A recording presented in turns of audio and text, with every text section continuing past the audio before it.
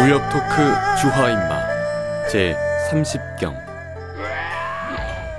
지난 시간에 영물에 대해서 이야기했잖아요. 사실 근데 좀 다루고 싶었는데 못 다룬 동물이 하나 있어요.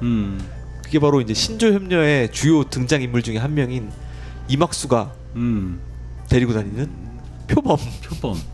고양이과 동물로 드디어 나왔습니다. 고양이과 동물. 예, 되게 영묘하고 네.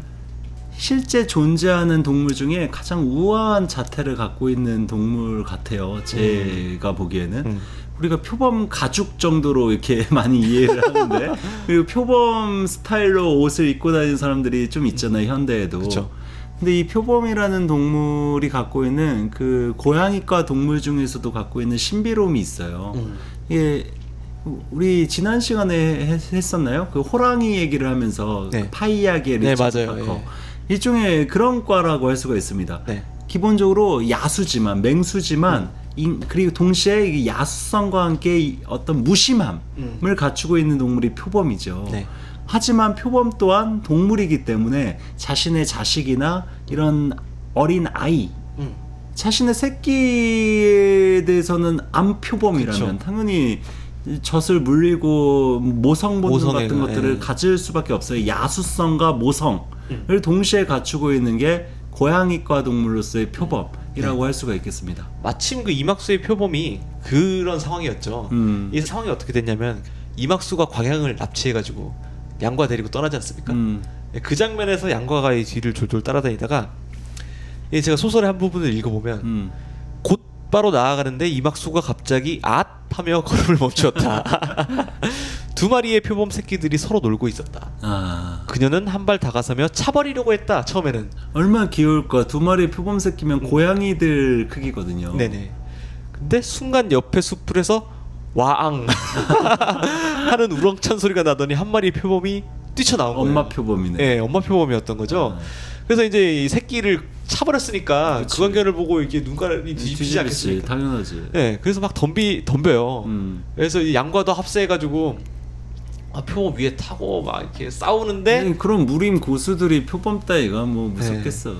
이렇게 싸우다가 갑자기 그 양과가 좋은 생각이 나는 거예요. 이게 저희 곽양이 어린아이지 않습니까? 그치. 아직 그 젖도 못된 어린아이가 있는데 얘는 새끼를 데리고 있는 표범이란 말이에요. 그렇죠. 그 양과가 또 영특하니까 지금 현대에 그런 생각을 하면 절대 안 되는데 그렇죠. 표범 젖을 먹이면 되겠다. 애가 지금 배고파하니까. 네. 근데 엄마는 지금 없잖아요. 네. 황룡. 황룡은 없고 애는 배고파하고 애가 울 거란 말이에요. 그러니까 젖을 먹여야 되는데 젖을 어디서, 만약 거기에 소가 있다면, 암소가 있다면 우유라도 먹이겠지만 네. 지금 눈앞에 표범밖에 없으니 또 엄마 표범이야. 그쵸. 무섭기는 하지만 애가 야수기는 하지만 이 뭐 양과 실력에 그 야수 한 마리 뭐 제한 못 하나? 그래가지고 이제 양과가 올라타가지고 이게 붙잡으면서 이막수한테 빨리 얘를 제압하라고 이막수가 나무가지 이런 걸 밧줄을 짜서 입을 주둥아리를 묶어요. 표범을 눕힌 다음에 곽양 젖을 물리죠. 아이고 곽양은 일종의 타잔과 같은 존재네요.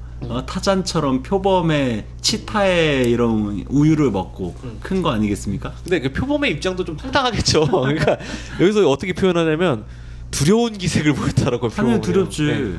그러니까 팔다리 묶여가지고 이렇게 눕혀진 상태로. 그 다른 표범 아이들은 어떨지 궁금하네. 거기 어떻게 묘사되지? 곽양 젖을 떼놓은 다음에 다시 이제 물려줘요. 물려주는데 이 표범 머리를 쓰다듬어 주거든요. 광양의 젖을 물려놓고. 그러니까 표범이 좀 안심을 하죠. 아이고 고양이처럼. 네. 그래가지고 이제 나중에 이제 풍경이 묘사가 되는데 어떻게 풍경이 묘사되냐? 도사리고 있던 경계의 마음은 거의 사라져 버렸다. 이막수의 얼굴에는 온유한 기색이 그득했다. 아이가 젖 먹는 모습을 보면서. 그쵸. 한 손으로 아기를 다독거리며 그녀들은 어느덧 노래를 흥얼거렸다. 그래서 중략 표범들이 어미 품에서 젖을 빨고 있었다. 사방의 꽃향기가 그윽하고 바람결에 옷자락이 날렸다. 살기는 다 사라지고 사랑과 맹수가 모두 평화로웠다. 아름답네. 평화롭네. 그러니까 제가 봤을 때 저희 전 시간에 또 그런 얘기 했잖아요. 사람의 감정을 이입한다. 그러니까 어떤 날카로운 어떤 모습. 처음에 표범 새끼를 봤을 때 이막수가 이렇게 발로 차잖아요. 어떤 그런 냉철한 모습에서 이제 아기의 젖을 물리는 아기에게 젖을 주는 표범의 모습을 보면서 이막수도 온화한 표정을 짓는 거예요. 그 이막수가 매우 다면적인 인간이라는 걸 여기서도 알 수가 있죠. 네. 이막수는 매우 손 쓰는 것이 매섭고 잔인무도한 거의 매초풍에 비견되는 사람 아니겠습니까? 그렇죠. 근데 동시에 매초풍하고 다른 점은 그 연인과 이루어지지 않은 그 절절한 사랑 네. 때문에 그 좌절하고 슬퍼하고 항상 비통해하는 여인이라는 거죠. 그리고 평생 처녀로 있었잖아요. 그러면서 그 순결함을 자기가 지녔지만 동시에 사랑하는 사람과 만나서 뭐 가정을 차리고 싶고 아이를 낳고 싶은 욕망이 있습니다. 네. 사랑하는 사람과 함께 평생 백년해로 하고 싶은 욕망이 있고 그러다 보니까 소용료와 양과를 질투했던 거고 네. 그러다 보니까 곽양이라는 어린 아이 는 자기 팔자에는 없는 존재잖아. 그쵸. 그러니까 이막수 입장에서는 그 예전에 연인인 육전원, 네. 육전원과의 사이에서 곽양 같은 딸 낳고 싶지 않았겠습니까? 나을 수도 있었겠죠. 그러니까 그거에 대한 이런 이루어지지 못한 그 그리움, 그런 절절함 이런 것들이 있어요. 네. 아주 차가운 초절정 미녀로서 잔인무도한 성품을 가지고 있지만. 네. 사랑하는 사람에 대해서 아이에 대해서 일정한 이런 그 연민, 뭐 그리움 그리고 모성애적인 따뜻한 감정을 동시에 갖고 있는 여성이죠. 그렇기 때문에 이막수 캐릭터가 다면적이라는 거죠. 매력적이죠. 이막수라는 우리가 나중에 이막수 캐릭터를 제대로 다룰 기회가 있겠지만 이막수는 이름부터가 이미 자기적으로 만들어진 캐릭터라는 거를 우리가 알 수 있어요. 네. 이막수는 실제 이름이지만 네. 여기서 실명으로 고유명으로 등장하지만 김용 선생이 왜 이막수의 이름을 이막수라고 지었냐? 한글로만 보면 막수 뭔가 이렇게 막대 보이고 뭔가 남자 이름인 줄 알았어요. 남자 이름 같은 이런 느낌이지만 영수, 막수, 대수. 근데 이 막수는 없을 막자의 근심 숫자입니다. 아, 근심이 없다. 근심이 없다. 다시 말해 반어적인 이름이죠. 이막수는 근심투성이잖아요. 근심투성이기 때문에 이름을 막수라고 지은 거예요. 김용이. 그러니까 이름 자체가 이미 슬픔이 너무 많아서 그거를 반어적으로 표현할 정도의 이름을 갖추고 있다. 네. 물론 이 막수에 대해서 뭐 사람들마다 이렇게 해석하는 게 분분해요. 그렇지만 여기서는 이 막수라는 뜻은 근심이 없다로 번역하는 게 더 적절한 해석이라고 할 수가 있겠습니다. 그 이름 때문에 어떤 이막수의 처지나 이런 것들이 더 쨍하게 다가오는 거잖아요. 그렇지. 그러니까 사실 그러니까 많은 사람들이 신조염료의 주인공 그러니까 양과 소용료만을 생각하는데 실제 주인공은 이막수. 그러니까 사랑이라는 것이 대부분 그렇지만 사랑은 새드 엔딩일 때 완성되지 않고 결연되지 않았을 때 그 사랑이 가장 슬프고 비장한 거거든요. 네. 양과 소용료도 16년간 헤어졌을 때 네. 그 절절함이 가장 슬프고 그 맞아요. 소설에서 우리에게 여운을 주는 거지. 그래서 언제 다시 만날까 저희 계속 만약에 생각을 해보세요. 그 양과 소용료가 아무런 고생 없이 그 처음부터 이렇게 결혼 빨리 신방 차리고 애 낳아가지고 키우면서 오손도손 살면 그게 그쵸. 그 둘에게는 행복한 일이겠지만 우리 입장에서는 독자 입장에서는 재미가 없다. 맞아요. 이막수도 사연을 갖고 있고 소용료와 그 양과의 관계도 마찬가지지만 이막수는 소용료 양과보다 더 슬픈 게 이게 자기가 사랑하던 그토록 사랑하던 남성 그 육전원은 이미 예전에 하원군이라는 여성에게 완전 홀라당 반해가지고 이미 세상을 또 떠났고 네. 이막수는 그 후로 누구에게도 마음을 주지 않거든요. 네. 그러니까 일편단심이야. 이게 너무 절절한 거야. 그러니까 여기 소설을 보면 기본적으로 여성은 일편단심이 많아요. 네. 남성들은 육전원이나 뭐 나중에 장무기처럼 이 나쁜 놈들 정을 나눠주는 양과도 마찬가지거든요. 양과는 의도하지 않게 연물을 뿌리고 다니죠.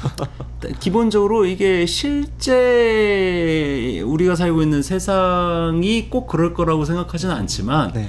상대적으로 김용 소설에서는 남성이 좀 더 마음이 가벼워. 네. 여성이 좀 더 마음이 묵직해요. 네. 여성이 막 바람 피고 네. 막 이 남자 저 남자 추파 던지고 그런 캐릭터가 있습니까?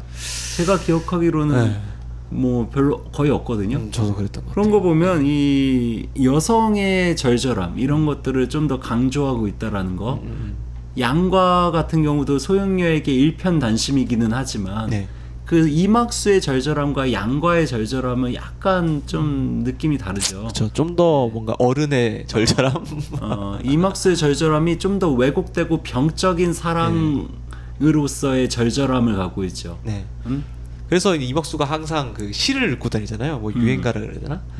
유래가 좀 있죠. 정확히는 시라고 할 수 없고 가사할 때 사자, 노래 사자인데요. 네. 물론 시처럼 많이 낭송되고 많이 널리 퍼졌으니까 시라고 해도 무방한데 그 시의 내용이 그 시와 관련한 어떤 일화, 에피소드가 네. 절정곡에서 같이 마지막에 생을 마감하는 그 쌍조의 네. 죽음과 바로 연결된 모티프를 지니고 있다라는 점을 미리 제가 예고를 좀 알겠습니다. 해드리고 네. 그거를 하나하나씩 좀 따져보면 좋을 것 같아요. 네.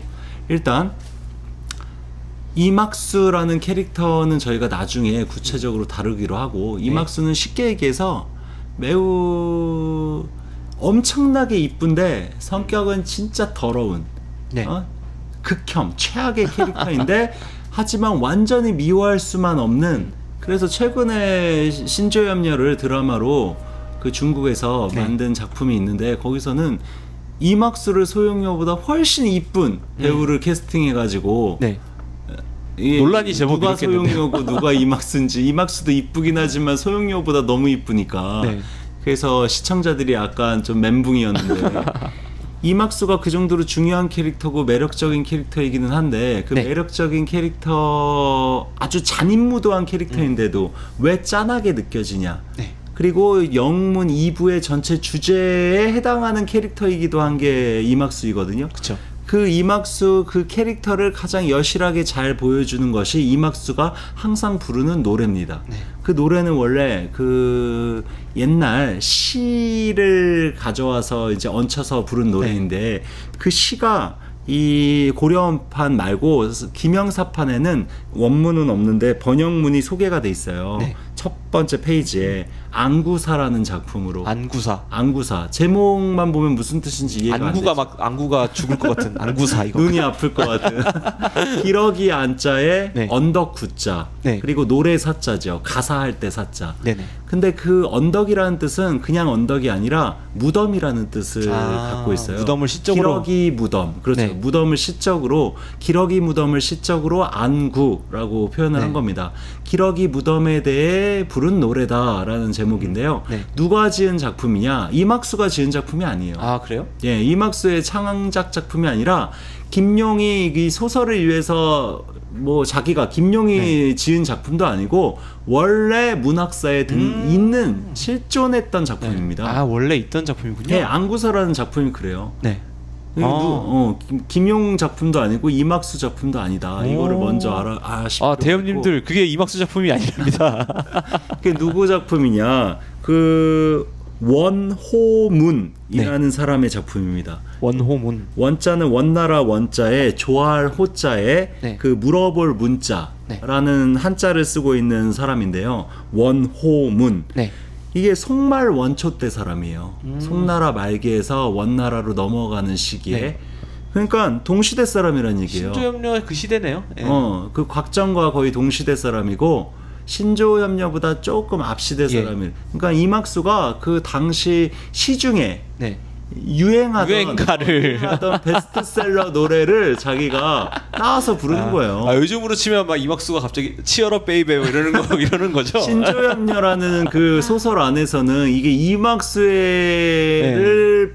상징적으로 표현하는 트레이드마크처럼 되어 있지만 시기적으로 보면 글 공부 좀 하고 시 좀 읽었다는 사람들에게는 저게 무슨 이막수의 트레이드마크야. 저거는 지금 원본이 있고 부른 사람이 지금 살아있는데 뭐 이런 식으로 느껴 선비들이라면 무림에서야 공부를 안 했으니까 무림인들이야 이게 뭐 이막수와 연결된 노래로 이렇게 알겠지만 이게 실제 역사적 사실이었다면 이게 문학인들은 선비들은 글공부 좀 한 사람들은 정말 이막수가 시중에 아주 유명한 그 문인이 지은 노래를 표절해가지고 마치 지 것처럼 따라 부르는 걸로 그렇게까지 할 건 없고 뭐 18번 정도로 저희가 이해하면 될 것 같아요. 근데 이 원어문이라는 사람이 되게 재밌어요. 이 원어문이라는 말만 들으면 한족 그 중국인처럼 느껴지잖아요. 이름부터가 원나라 원자를 쓰긴 하지만 원시가 실제 많으니까. 근데 이 원어문은 한족이 아닙니다. 이른바 한족들이 오랑캐라고 치부하는 선비족.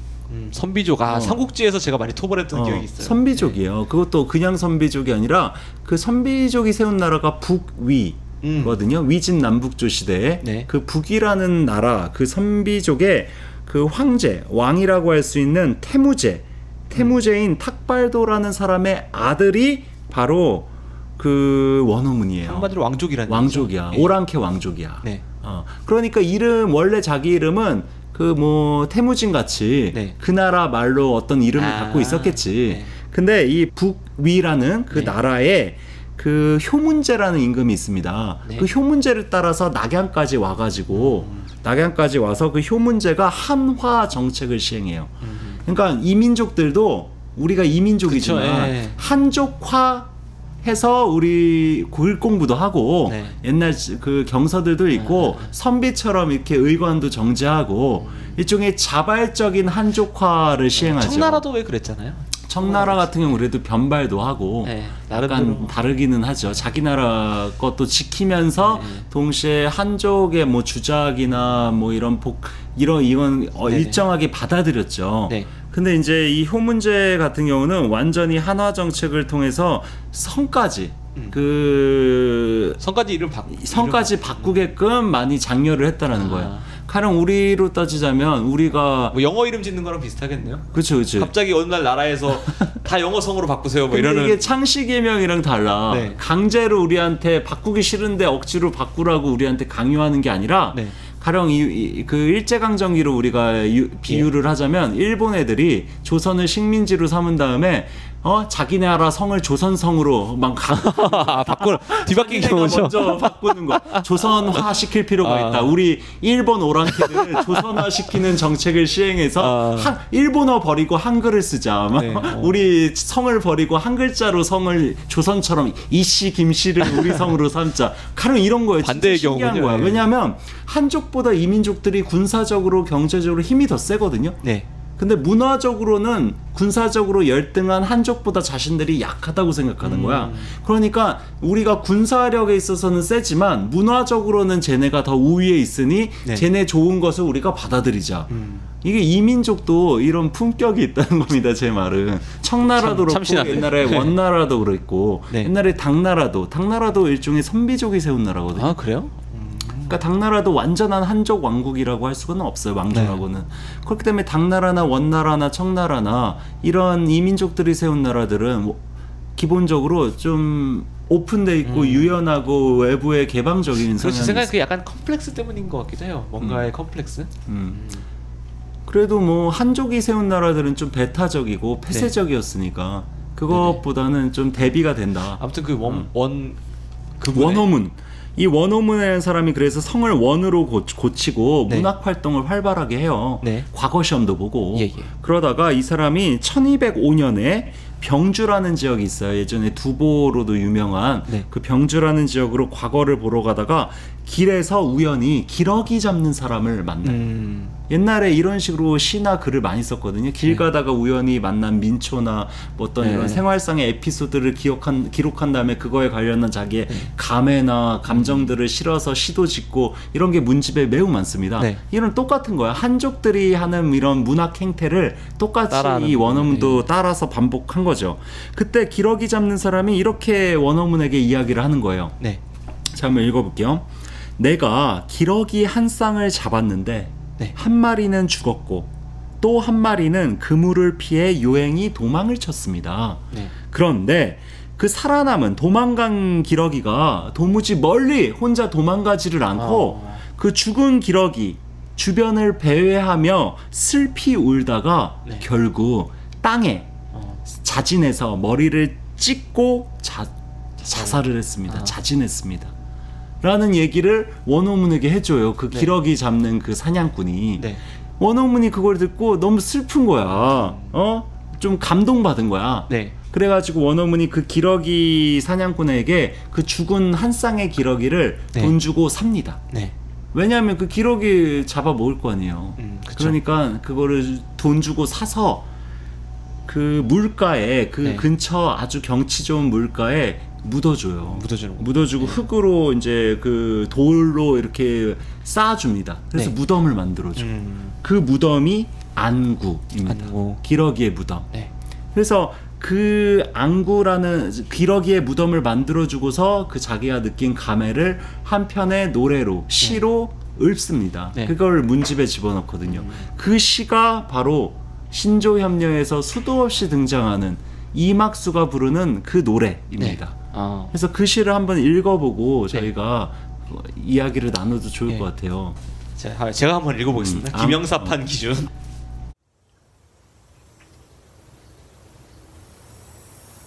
안구사 원호문. 세상 사람에게 묻노니 정의란 무엇이길래 이토록 생과 사를 같이 하게 한단 말인가.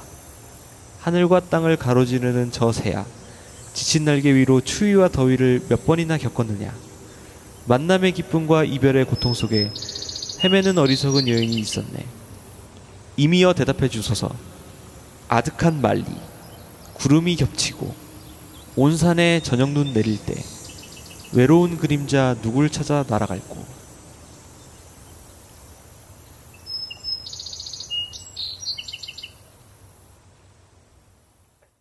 시 좋네. 이게 예전에 읽었을 때는 네. 느낌이 또 달랐거든요. 이게 네. 또 약간 번역이 수정된 상태입니다. 네네. 옛날 번역도 저는 되게 좋았던 것 같아요. 네. 옛날 번역은 그 가장 유명한 그 첫 번째 세 줄을 어떤 식으로 번역했었냐. 세상 사람에게 묻노니 정의란 무엇이길래 이토록 생과 사를 가름하느냐. 라고 예전에 번역됐었어요. 네. 고려원판에서는 가름하는 요 뭐 이런 식으로 했었죠. 가름하는 요. 네. 이 가름하는 요라는 말이 근데 이게 나누다라는 뜻이거든요. 네. 가름하다. 그래서 인터넷에서는 이 가름하다라는 말이 잘 이렇게 확 안 와닿으니까 가늠하는 요 이런 식으로도 이렇게 말하는 네티즌들이 있더라고요. 네. 가름하다라는 것은 나누다라는 뜻이고 네. 가늠하다라는 것은 헤아려 본다라는 뜻이죠. 네. 그러니까 가늠하다라는 것은 말이 안 되고 생과사를 헤아려 본다는 뜻이니까 같이 하게 만든다. 가름하다라는 말은 그럴싸하거든요. 네. 정의란 무엇이길래 이토록 생과사를 나누느냐. 누구는 살게 하고 누구는 죽게 하냐. 저도 그건 줄 이런 식으로 알았어요. 우리는 알았어요. 우리 어렸을 때는. 근데 사실 이게 말이 안 돼. 네. 나누느냐, 어떻게 구분 짓느냐라고 번역하면 왜? 이게 원래 그 방금 말씀드린 기러기의 그 에피소드도 그렇고 누구 한 명이 연인이 죽으니까 따라 죽었다라는 뜻이잖아요. 네네. 그래서 같이 하게 한단 말인가가 좀 더 정확한 번역이란 예, 말이죠. 누구는 죽고 누구는 혼자 살아남았다라는 뜻으로 구분짓고 나누었다라는 뜻이 아니라 누가 죽으니까 따라 죽었다라는 뜻이에요. 정인이.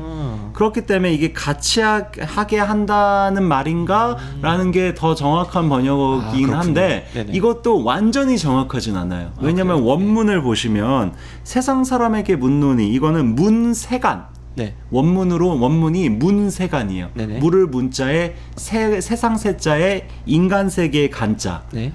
그러니까 세상 사람에게 묻노니 문세간 정시하물 정이란 어떤 물건이길래 네. 어떤 물건이길래 직교 생사 상어 이까 이게 세 번째 구절이거든요.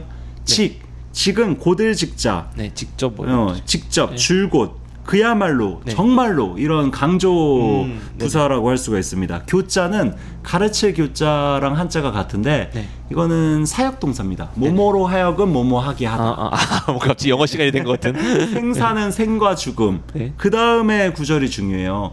그 서로 상자에 허여할 허자, 네. 허락할 허자, 네. 서로 허락하다 이게 상허거든요. 네. 요거를 같이 하게 한다라고 번역한 거고 요거를 예전 사람들은 가르마다라고 번역한 거예요. 이게 번역하기가 애매하니까 예전에는 가르마다라고 번역했고 요즘은 그 같이하게 한다라고 번역을 한 건데 이게 같이 한다라는 말도 정확하지가 않아요. 왜냐하면 상어의 허자는 허락하다, 승인하다, 그리고 기약하다, 약속하다라는 뜻이거든요.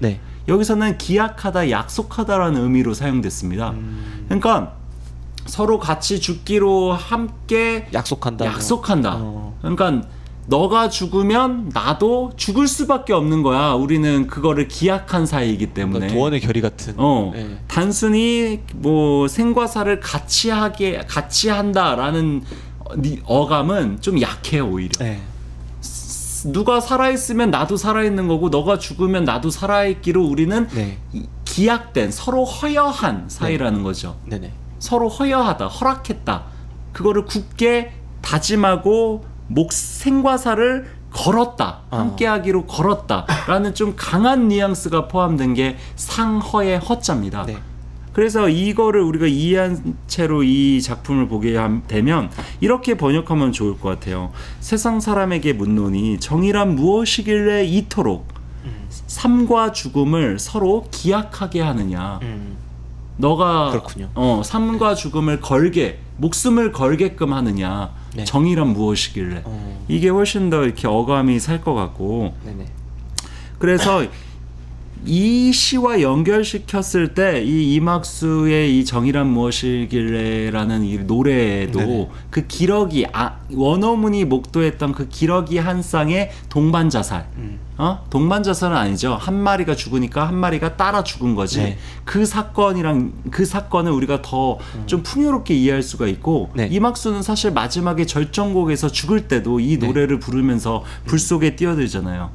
그리고 사조 영웅전에 등장하는 그 쌍조, 그 쌍조가 마지막에 절정곡에 죽을 때도 혹시 그 장면 기억하세요? 쌍조도 그렇게 죽어요. 한 마리가 죽으니까 그 다른 한 마리가 따라 죽습니다. 기러기처럼 맞지? 먼저 금융법왕이 수컷을 죽여요. 금융법왕 되게 오랜만에 들어보는데 금융법왕이라는 영문 2부의 주적이죠. 아치 에너미. 가장 악당, 최고의 악당.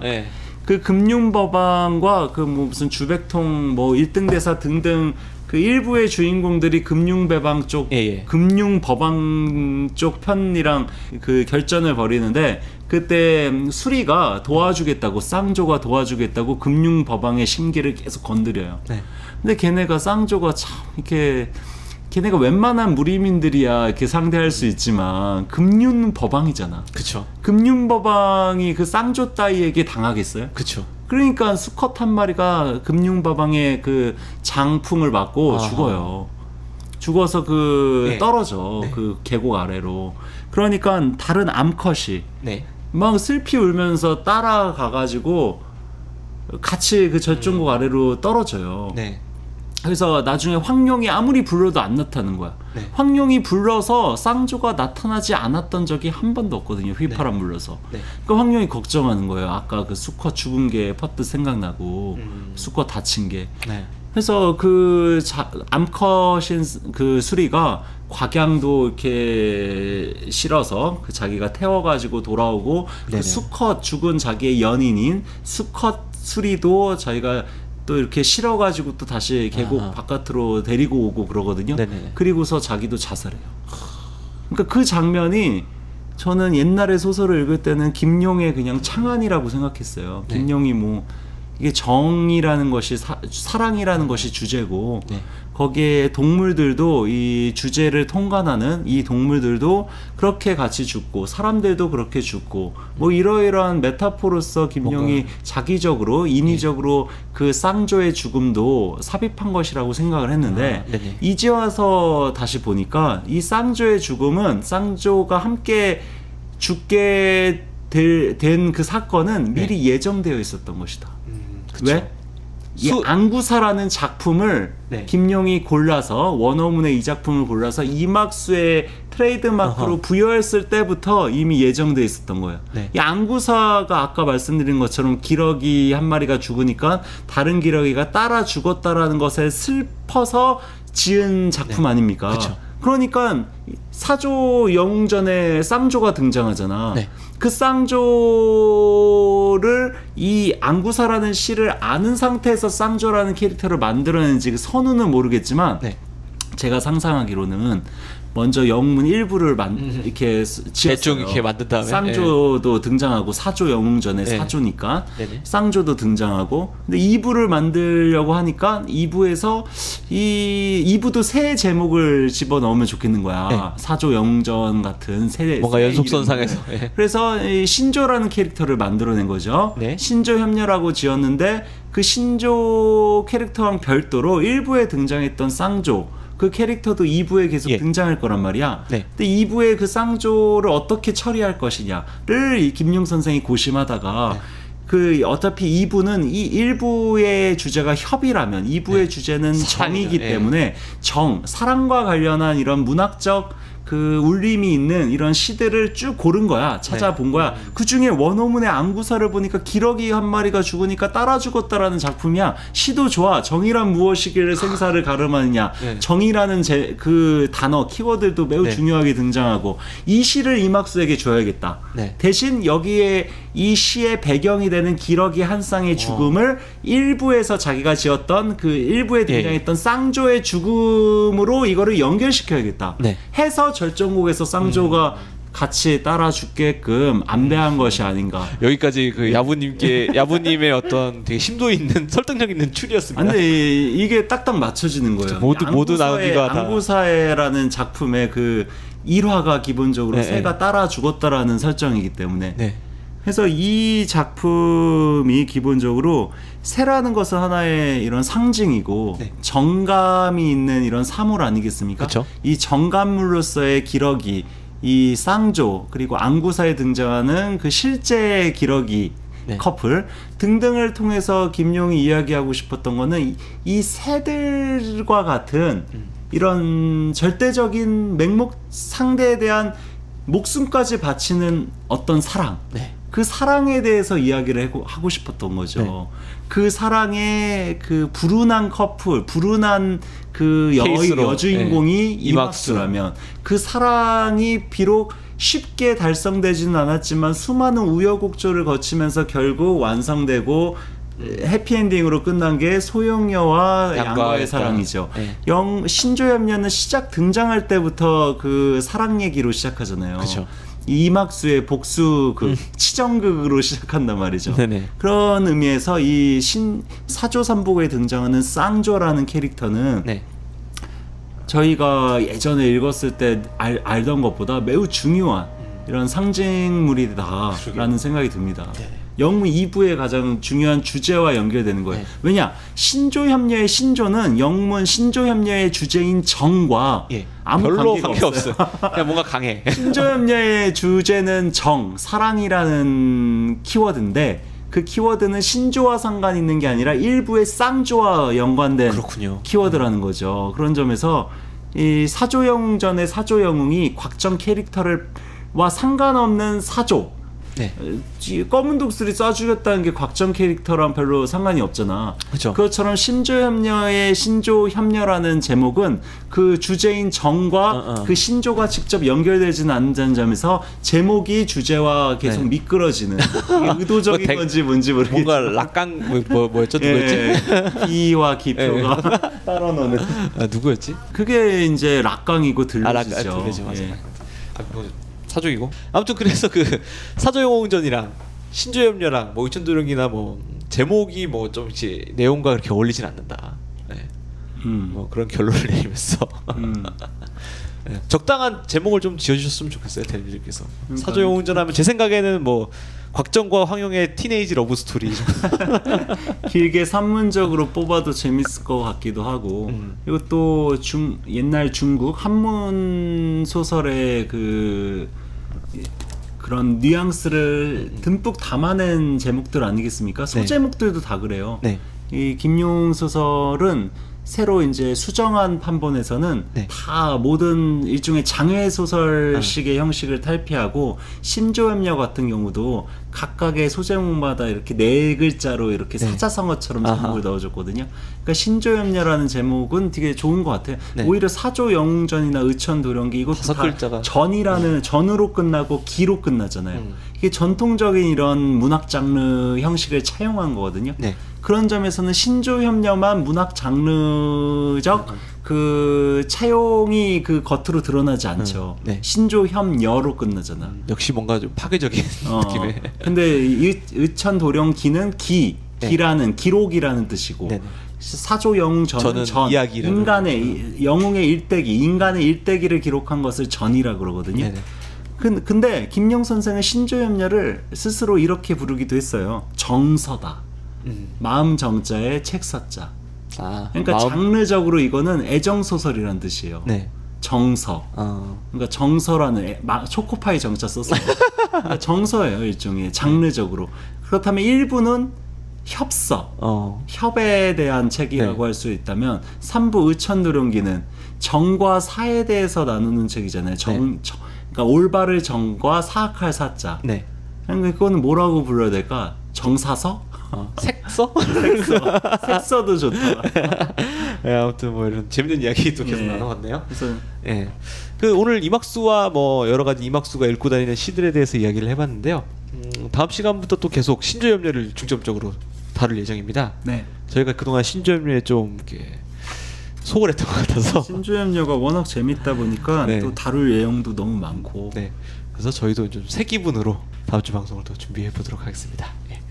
다음 주에 또 더 재밌는 주제로 찾아뵙도록 하겠습니다. 감사합니다. 감사합니다. 존명.